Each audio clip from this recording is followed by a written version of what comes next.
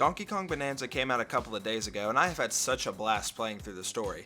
I had so much of a blast that I fast-tracked a video to get this out of my system instead of working on some other videos that I had previously been working on. Today, I just want to give a short little review, so to speak, of the game and my experience with it. I'm not going to go all the way in depth here because I want to keep things a bit short and sweet, but maybe in a later video I can spice things up quite a bit if you guys are interested and give a deep review of the game. I'll also be releasing some other videos associated with the game, so don't worry if you want to hear more about DK Bananza from me. Without any further delay, let's start this bite-sized review on Donkey Kong Bananza. The game starts with Donkey Kong punching around in the mines of Ingot Isle, collecting this game's main collectibles, Banandium gems.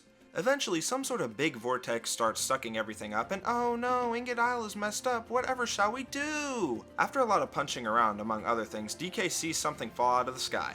Of course, being the guy that we are, we head on over to it and discover a little rock person that definitely isn't Pauline, I swear.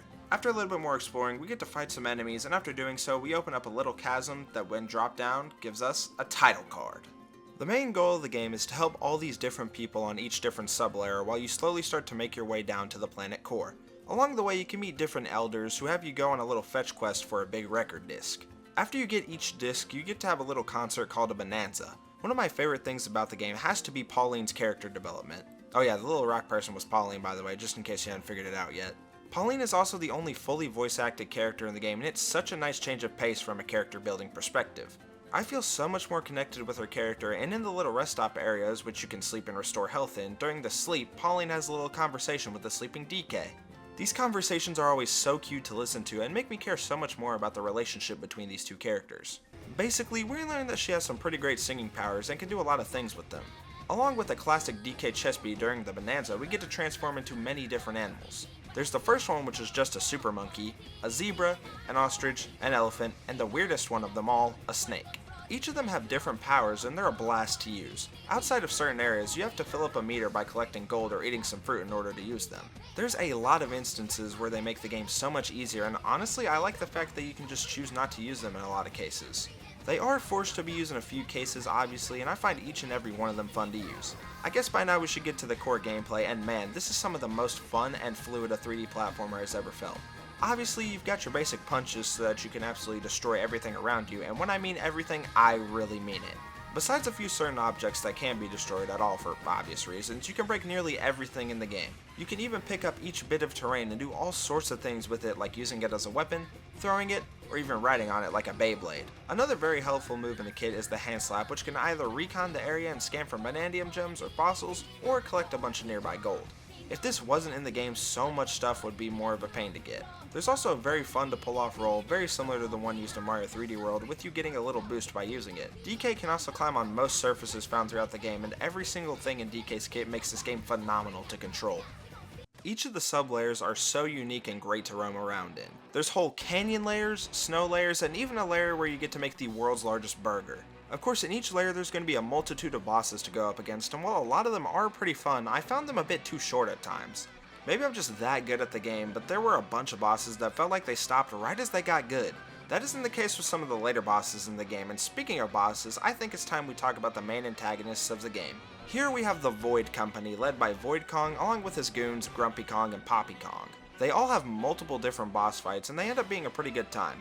There's even a Void Kong boss fight where you fight him for a bit in one layer before he retreats to another one and you have to follow him. Spoiler alert for the secret final boss of the game incoming, as once we reach the planet core and find what we think is the Banandium gem, we're greeted by the one, the only, King K. Rool. He does this little thing and then we get to go to the true planet core where we get to have a really fun one-on-one fight with him. After that's over, we get to finally bring Pauline back to the surface, but on our way up, K. Rool decides to use his recovery from Smash Ultimate to try and stop us and take the Banandium route. We foil his plan and finally make it up to the surface. Yay, we get a happy ending! But not on the King's watch, as he takes power of the Banandium route and turns New Donk City into his own personal playground. After a whole bunch of fun platforming using all of the transformations, we get to fight the final boss, King of Rot, K. Rool. This is such a fun and difficult boss that combines absolutely everything you've learned in the game up to this point. After we finally beat him, both Pauline and DK get their wishes, with Mr. Kong's being infinite bananas, because of course it is. Donkey Kong Bananza is a pretty hefty game with around 20 hours of main story content to complete, and it never feels dull. I haven't even mentioned the whole skill tree yet. After you collect 5 Banandium gems, you get a skill point, and you can use that skill point to upgrade a bunch of different things on the skill tree. You can even upgrade certain abilities for your different transformations to make them even stronger than they already are. There's also a few items in the game to help you along the way, like the classic balloons, which can save you if you fall down a pit, apple juice, which regenerates your health if you lose all your hearts, and melon juice, which allows you to use a Bananza ability even if you don't have the meter full. While the apple juice and balloons are very useful, I honestly didn't ever find a time where I needed the melon juice. I'm not complaining that it's there, I just think it's a bit useless, especially since there's gold absolutely everywhere on the map. Something I haven't talked about too much yet is the collectibles in the game being fossils. All around each layer you can find different fossils, and in some of the larger scale layers there are multiple different types of fossils. These fossils can be used to purchase cosmetics like different pants, fur colors, ties, or outfits for Pauline. Each outfit gives a different stat boost, usually being related to the area, like a swim speed up or better traversal in snow and mud. I actually really like that each costume gives a stat boost, making it even more of an incentive to go out of your way and grab some fossils. Some might think it's dumb and would like for them to just be cosmetic only, but I mean, come on, the stat boosts aren't game changing for the most part. You can upgrade outfits you get by getting even more fossils, and these upgrades massively improve each outfit's ability. I love the little things that this game does, and man, I haven't even talked about how beautiful the game looks. Everything feels so satisfying to look at, and never is there any part of the game that looks objectively bad. The only hiccups I ever found with performance issues were during the final battle with K. Rool when he was throwing too much crap on the screen. Other than that though, the game runs absolutely flawlessly.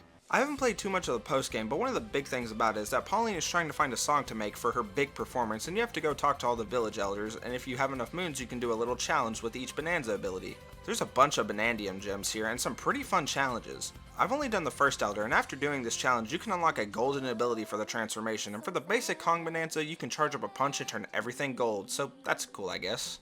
All in all, Donkey Kong Bananza is fine, I guess. I'm just kidding, this is truly one of the greatest 3D platformers of all time. Everything from the writing, to the visuals, to the gameplay comes together to truly make a masterpiece unlike anything we've ever seen in 3D platforming since Mario Odyssey.